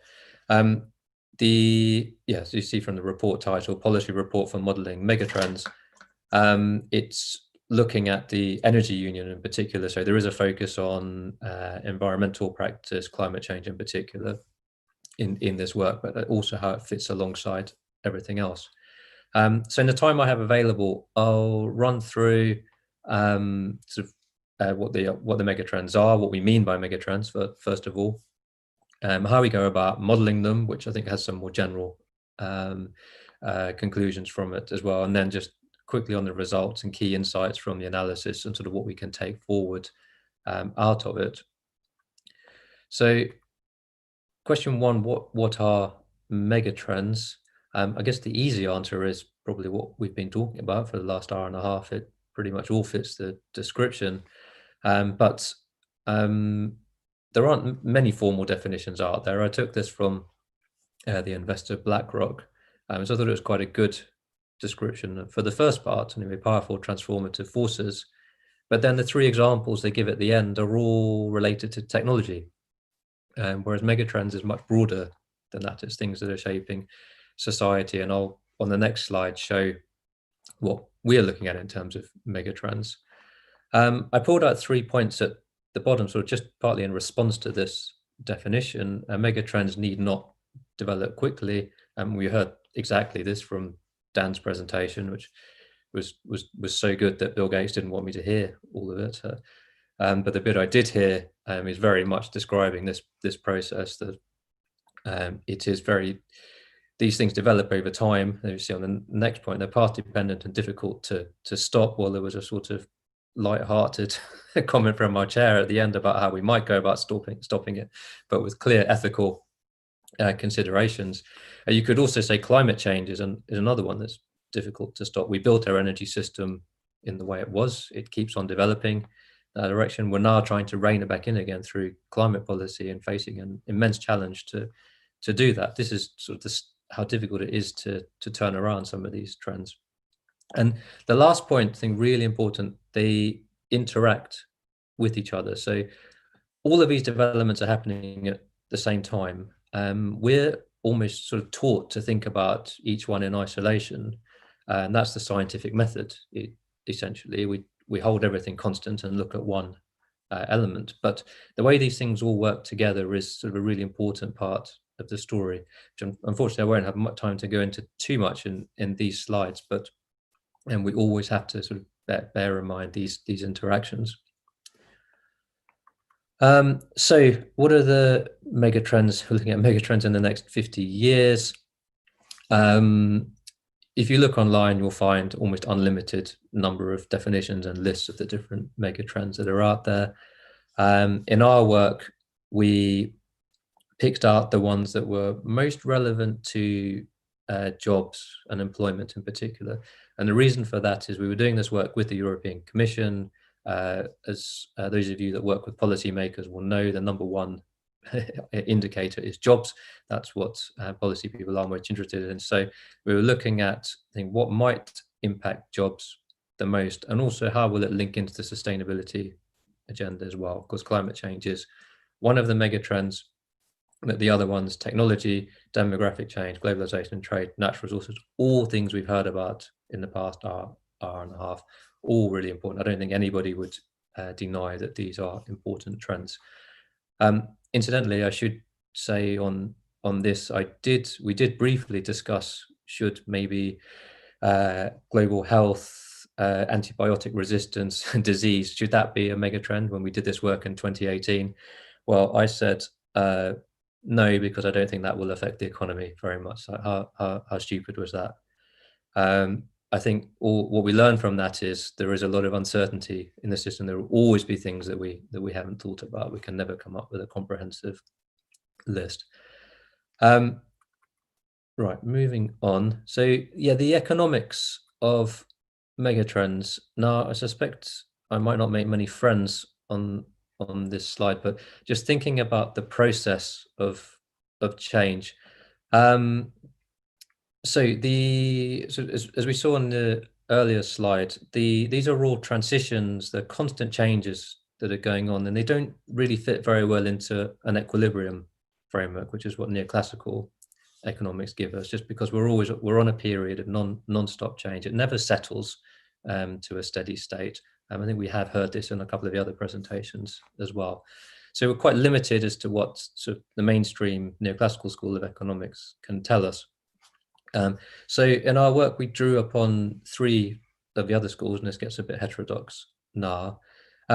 Evolutionary economics has been around since the 1970s. I mean, we are talking about a process of evolutionary change. Each of these mega trends is its own path dependency. It follows a pattern, and it's an evolutionary pattern.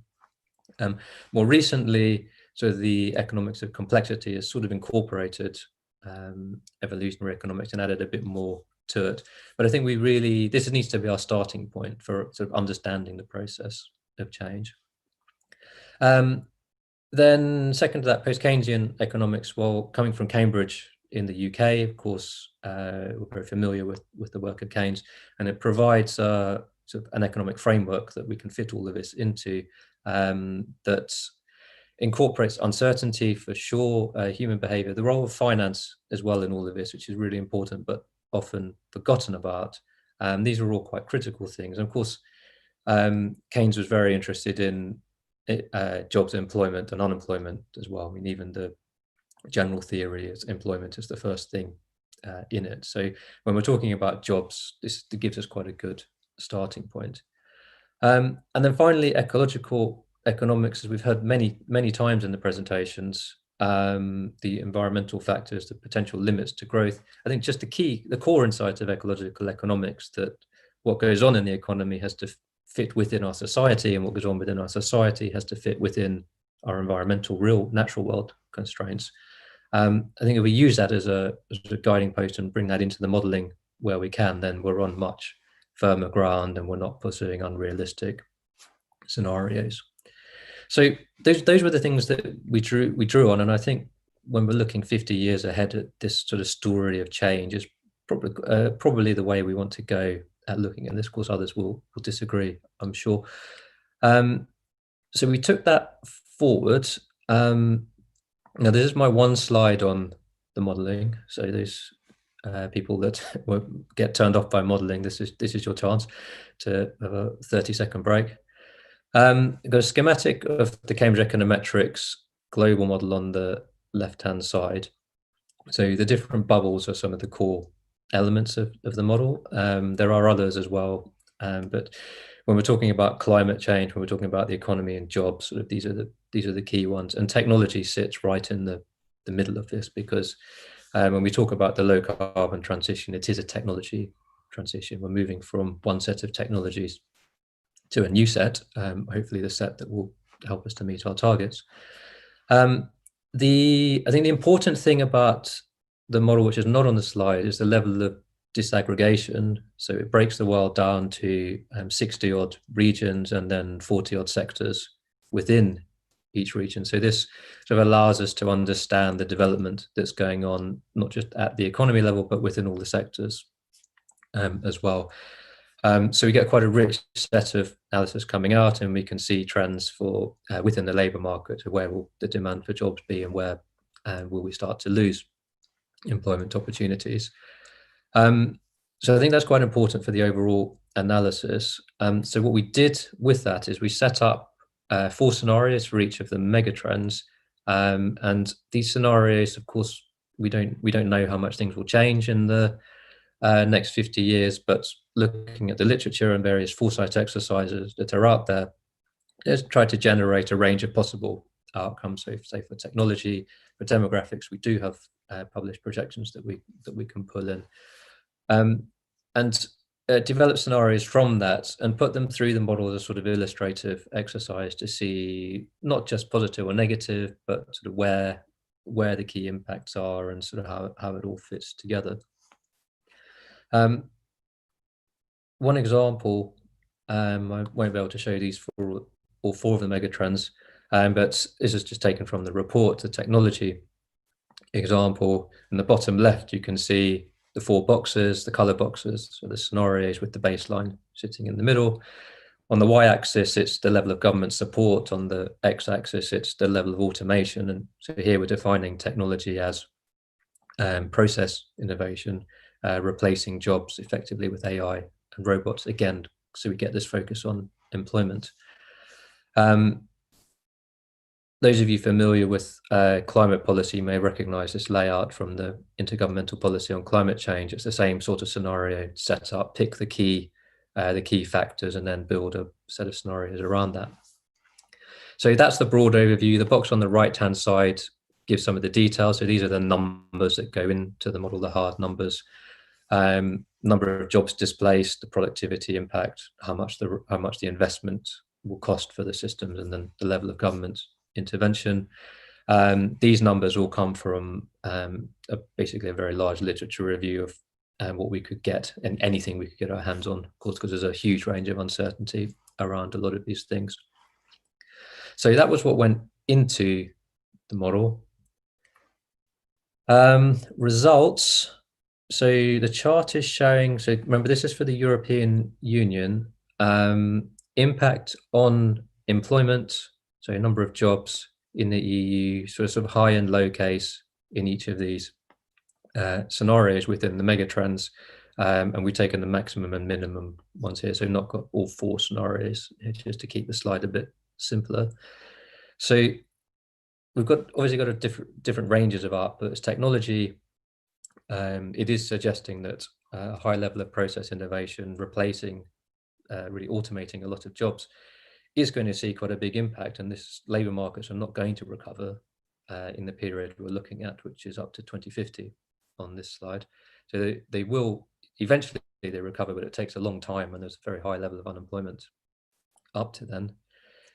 Demographic change, also we see changes in levels of employment. In some respects, that's just matching the change in working age population, but also how the economy adapts around that. And then in contrast, the trade and globalization and the resource use, it's much smaller impact. So we're looking at different orders of magnitude here. And just for reference, on the right-hand side, which I can't see because the Zoom box covers it up, but the low carbon transition results, there's a lot of low carbon policies being pushed in, and the investment from that boosts employment in the EU as well. Now, we wouldn't see that for energy exporting nations, but for the EU, there are some benefits there. So we start to, from that, sort of build up a sort of hierarchy, and the policy people that were interested in the low carbon stuff, they get a sense of, because they're always challenged, every low carbon policy, what does it mean for jobs? So, they get a sense of, well, how important is this compared to all the other things that are going on in the economy at the same time, just to keep a sense of perspective on it. And I think we do see that, well, 1% change from the low carbon policies, that is inevitably going to be swamped if there is this sort of high level of rapid automation going on. It's almost going to be lost in the numbers. Now, that's not to say it's not important, and I'll come on to that now, and key insights.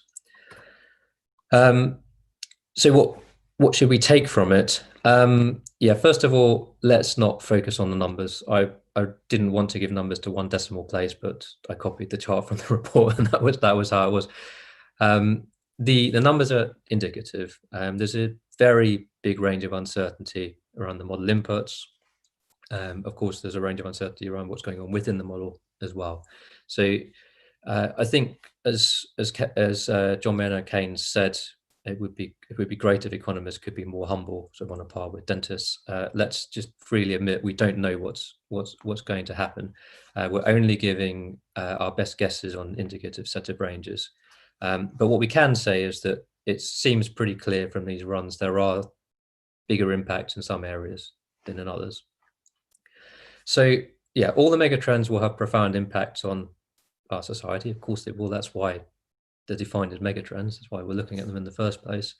But in terms of just this narrow focus on jobs, and this is really on the total number of jobs that chart showed. So technology is the largest threat. That was pretty clear. If it's about automation and labor saving technology, if it's about developing new products, then it can create jobs. That's a very different process. But still what will happen is those minus 23% of jobs will have to move to another sector. So it's not saying new products means everything is okay. It just means you have to transition to sectors rather than having a net loss overall. So really big differences going on behind the scenes. Demographic change, so there's also impacts the others. The other two smaller on the total number of jobs. And I know I'm running out of time. It's my last slide. This does not mean we should ignore certain megatrends. Far from it. I mean, we just heard in the last presentation from Dan really how important the demographic megatrend is. I mean, it may not be important so much in terms of just jobs, but this is not saying ignore it for sure. The interactions, so I would just say quickly about at the end, 3 questions about how the technology trend and the low carbon trend might interact. So I showed on the previous slide there'd be a 0.8% increase in total jobs in the low carbon scenario. But what if we bring in all the AI stuff as well? And those jobs are actually just for robots, so not for people. We don't get that increase anymore. Looking at it the other side, the jobs that are lost in the traditional energy sector and high energy intensive industries, are they ones that are going to be automated anyway? I mean, they're mostly in manufacturing type processes, which are at the front of the queue for automation. And then just taking aside the economics of it all, would AI solve the problem that we don't need all these policies in the first place? It's not looking too likely at the moment, but we're thinking 30, 50 years ahead. There's a lot that we don't know. Now, in the report, we do go into some of this and show you some interaction scenarios. I don't have time for it now, but there is a certain amount of linearity to it that you can add things together, but there is a clear interaction as well. And we do need to keep a handle on these things, particularly when we go down to higher level of detail. So last 2 points, modeling can help to address, and it gives an illustration of what's going on. The more detail you go into, the more you learn from it. So I'm sorry we haven't gone into too much detail here. But yeah, it's not going to give us exact numbers. It's not going to answer all the questions. It's still going to leave uncertainty around that. But from what it looks like from the exercise we've done at the moment, if you're working in a Labour ministry and you're just taking a high level overview, the thing that should be worrying you the most is potentially where automation is going. And at the moment, it looks like other things can be made to fit around that. So good. Thank you. Thank you very much, Hector. I really enjoyed listening to all of you guys. It's really interesting. And we're going to go straight into questions because I have tons of them, and I'm sure I'm not going to get to all of them. But I'll start with Hector. Is the report available for download on your website? Is it free? Do we get it from the European Commission? Where can I get the report? Yeah, we are waiting for the European Commission to publish it. Okay. It was finished quite a long time ago. I hope there's not anyone from the European Commission listening. But if there is, can you get it online as soon as possible? Exactly. And don't hold it against Hector. Get them more stuff to do next. I think I would just say my question to you is in terms of modeling. One of my mentors at my previous job, a gent called Jaime Correal, he was our modeler, and he said that when you're modeling, you're like carrying a jelly ball, like a big jelly ball. You push it from one side and it moves from the other, and then you push it from the other side. And so trying to balance all these inputs into a model that can predict and give you an indication for the future is quite challenging. But for me, I'm interested in, do you run any sensitivity analysis around the interconnectivity between the mega trends when you're doing the analysis? Because to me, that's the most important thing. It's not the true or the absolute values. It's actually the sensitivity around the impact of each of these mega trends on the outcome. Yeah, we have done, and I think in total there were 50 to 100 model runs in the whole report with a lot of detail in the results. The challenge then becomes how to communicate those results and still pulling out the key messages and making it clear. But yeah, for sure, one way of dealing with the uncertainty in the inputs is sort of sensitivity analysis. And we don't want to get a full sense of security from that. There's still a big range of uncertainty even doing that, but that's at least one of the things we can tackle to help out. Perfect. I think this question is for all of you, because I'm just conscious that even with our perfect time, we only have about 7 minutes to go through all the questions. I think we talked about agriculture as a way to allow countries to produce food in the most effective way, get the nutrition they need. Dr. Jankov's talked about the development of R&D for across the board. We talked about education and the need for development education as a mean to actually move to the next level of economic development and the knowledge economy. It's for all of you guys. How can we help developing countries get the resources they need to actually be part of this initiatives?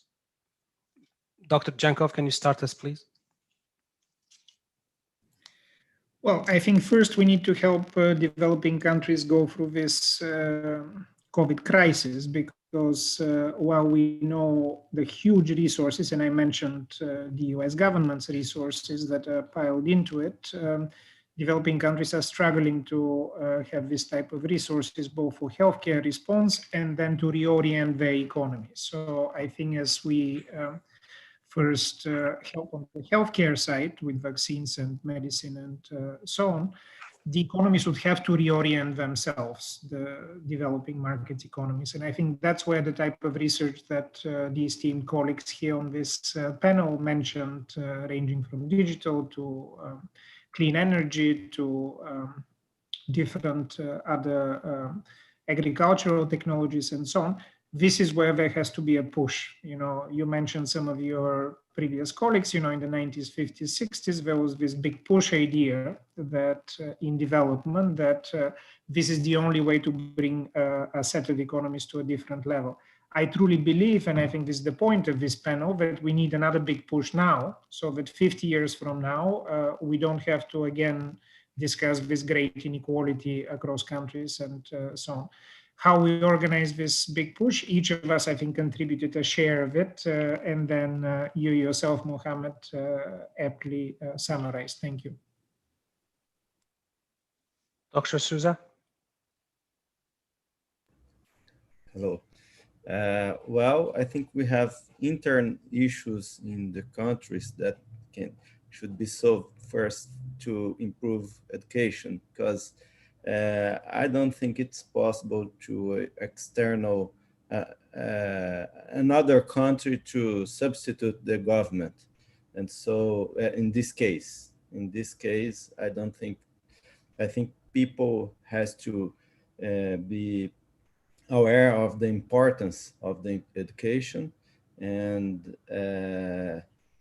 to deal with their politicians, talking and putting to them the importance of this thing. But I don't think that external help can be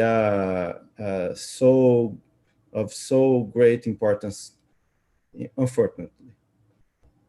Okay. Badr? I think, Badr, the question is that, but also you mentioned that you believe that the economies are more resilient now than after the COVID. I would like to just, you know, challenge you on that. I think, are we truly, I mean, and this is for you and for everybody, are we truly now seeing that we've developed resiliency in the 11, 12 months we've faced COVID? And are we going to see some significant reforms in terms of addressing these issues in the future? Definitely, Mohammed. I think as we're becoming more resilient, we can absorb a lot of shocks, and in fact, that a lot of the shocks that happened gave us a lesson learned for both policy and the manufacturing side. So, for example, we saw that our economic policies setting, our economy policy setting officials, we have learned that they intervened quickly and massively. And as Dr. Simon mentioned, that in the U.S. alone, almost in the last week, 13% of U.S. GDP, and that's a big number, and that tells you of how far governments and institutions are going to go if faced with a similar challenge. So in a nutshell, I think as a society, we are evolving, we are learning, and we are better to be prepared. Dr. Luciani, just to get your thoughts on the issue around resiliency of economies in the face of shocks, both on demand and supply. Well, I'm not sure. There are signs of resiliency, of course. Some have been mentioned, but the final diagnosis, the final conclusion must wait. We have certainly gone through an exceptional period. and exceptional measures have been taken. So there has been a response. However, the long-term implications of this response are very difficult to predict. We go from people that believe that we will have a serious problem with inflation, with other people that believe that no, this is not going to be the case at all. We have industries and entire sectors of the economy that may or may not recover. In some cases, I am a bit skeptical about the recovery. I'm not sure that we're going to go back exactly to the same place. Some things, yes, will return, but not exactly everything. So it's a mixed picture, and that makes it very interesting, but from an intellectual point of view. But it's difficult to draw any firm conclusions at the moment. Absolutely. I know we said we're going to finish at 9. I have a couple of questions and I want to give you a chance to have kind of a final statement. Are you okay for another 10 minutes? Perfect. That's the correct answer. Thank you. I think this question is for Dr. Mitchell and Dr. Jankov. I think I just want to kind of let you both have a stab at it. One of your trends, Your Excellency, is that there will be an expanded role of the government going forward. I mean, Dr. Mitchell brings the true, the reality about the demographics and the shift and the fact that this income transfer would not work in the future because of the natural development of the population. How can we address that? How can we allow, or how can we make sure that the government has the ability to intervene while maintaining the standard of living and taking into consideration the shift in the demographics? And I'll start with Dr. Mitchell on this one. Well, at the end of my presentation, I outlined the 3 options that exist. And of course, a combination of those 3 is also possible. I don't think the more borrowing option is feasible, because I think we're already at record levels of debt, and I just can't imagine those numbers getting better over the next 10 or 20 years. Absolutely. The higher tax option doesn't appeal to me. I'm more libertarian oriented. Me neither. My philosophy. And I just think that the impact on incentives to invest, to work, to create jobs, that worries me a lot. I like the Singapore style option of pre-funding, but as I openly admit it, it's not politically popular in many places. And you also have a major transition issue, because right now, young people, their payroll taxes are going to support old people. If you tell those young people, well, let's do like Singapore, you set aside that money for yourself, well, all of a sudden, then who's paying for the current old people? So you would be talking about trillions upon trillions of dollars of borrowing to cover the transition between those 2 systems. Now, in present value terms, I think that would be a worthwhile thing to do.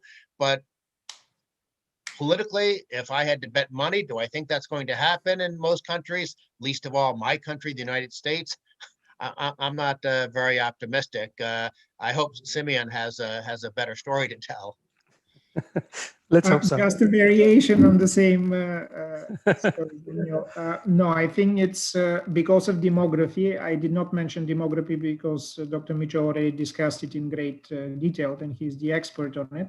But demography, even before COVID, was driving the expanded role of the state. I want to make that point, that because of social security, healthcare costs, and so on. So that was happening around the world anyhow, and I think COVID just brought even more, so to speak, to the table, that even in other areas, the government has to be more active. And as Badr just mentioned, 15% of GDP, is like not small change for any country, even for a very rich country like the US, particularly since the deficit already last year was close to 20%. This year it seems to be another 20%. So these are huge, huge numbers. Absolutely.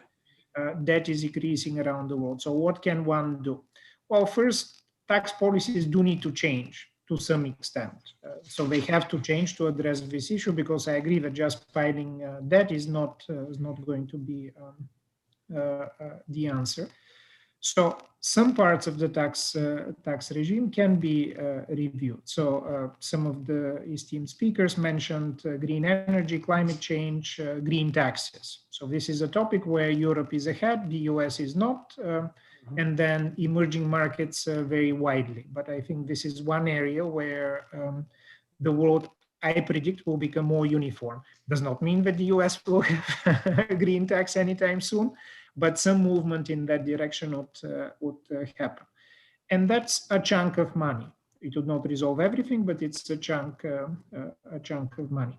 And I think the other area of fiscal and tax policy is how to tax the digital economy. So this has been in and out of discussions. Again, Europe has some views. The US has so far resisted these views.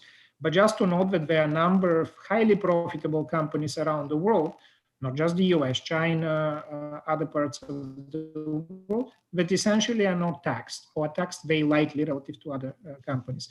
And I think this will have to end. It's not that this is necessarily the right policy that I suggest, but I think this is the policy that will happen. And while I was at the World Bank, we're calculating the amount just of these two types of policies, taking them to a moderate level. It's actually more than enough to address some of the issues that we discussed, R&D, education, and so on. The larger issue of demography, that needs a much larger answer as well. And I don't have it either. Thank you.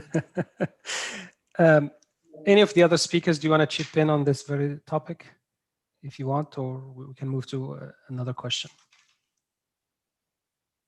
Okay, I'll have another question for you guys.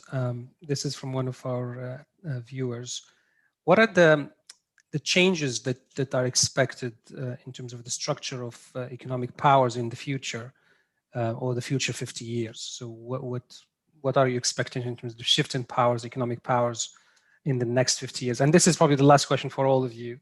And then we'll give you a minute each to have a closing statement, because I think we want to finish by 9:10 here. Hector, can you start? I'm like a teacher calling the student who sounds like he has something to say.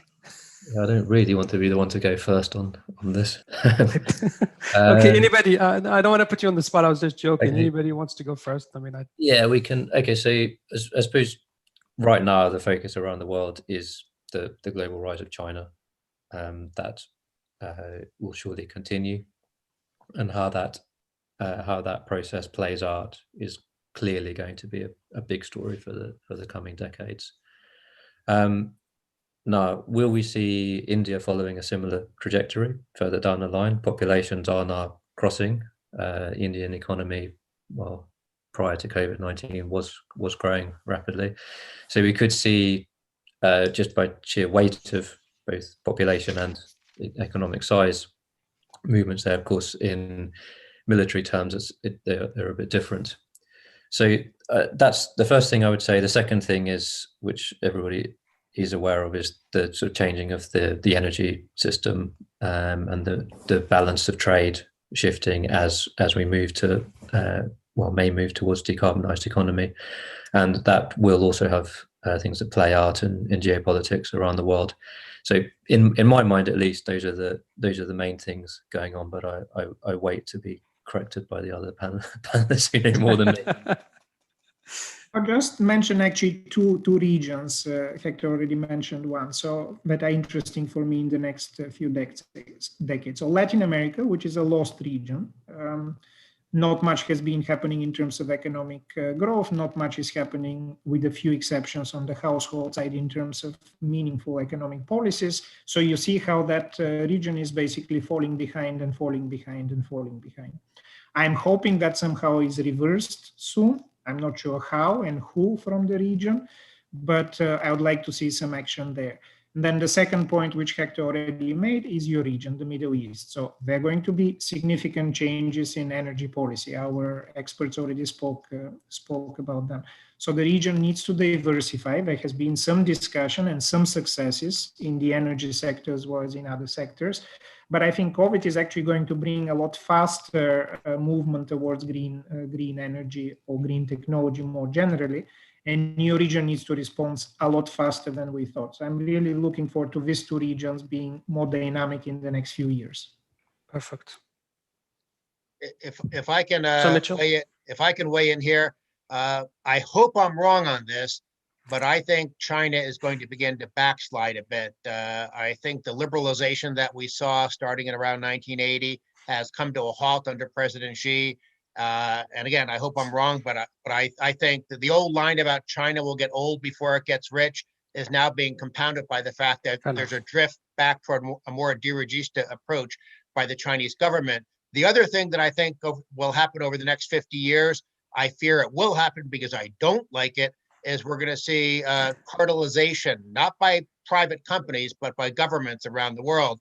We already see tax harmonization policies. Regulatory harmonization is creeping into trade policies, especially from the European Union. I worry that'll make the economy more rigid. It will undermine the liberalizing impact of jurisdictional competition. I don't want the tax and regulatory harmonization, but I fear it's going to happen over the next several decades. Dr. Souza, maybe you can give us the perspective on Latin America. I mean, what again, the same question for you, but just the comment from. Sorry, yes, go ahead. We are behind. We are getting behind. We are not trying, I think, to catch up the advanced countries, and but we can change it. So I hope we can change it. I have to give advice. So that's what I do. Thank you very much. Thank you. Abdul Qadir, and then we'll close with Dr. Luciani. So I should say brother. That's all right. So I think without naming countries, I might agree with Dr. Mitchell on the slight decline in Chinese economy, because there's a lot of factors affecting, it's going to play out maybe in the coming 50 years. And energy is one of them. As we all might know, that China is probably the most importer of energy in the world, as it's manufactures its production and exports it throughout the world. So regardless of China or not, I think the country that spends more and make a lot of investments in R&D and innovations, I think it's the country that will prosper and probably going to be the force that is driving the global economy. Dr. Luciani, you get the last word in 1 minute, please. I think I should underline the primacy of politics. It very much depends on politics and what governments or institutions will be able to do in different parts of the world. I think the world is heading towards less globalization.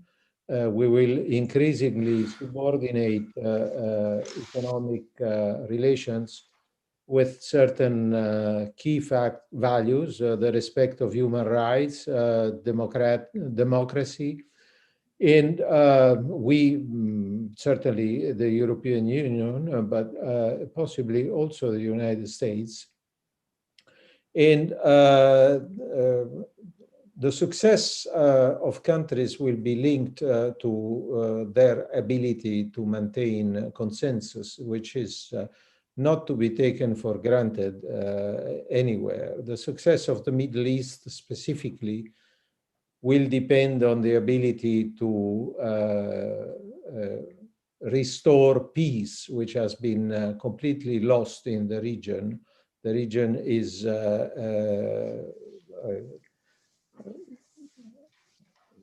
full of conflicts, armed conflicts. It's in the process of militarization. and that is what blocks its potential development. Are there positive signs? Not many. Thank you.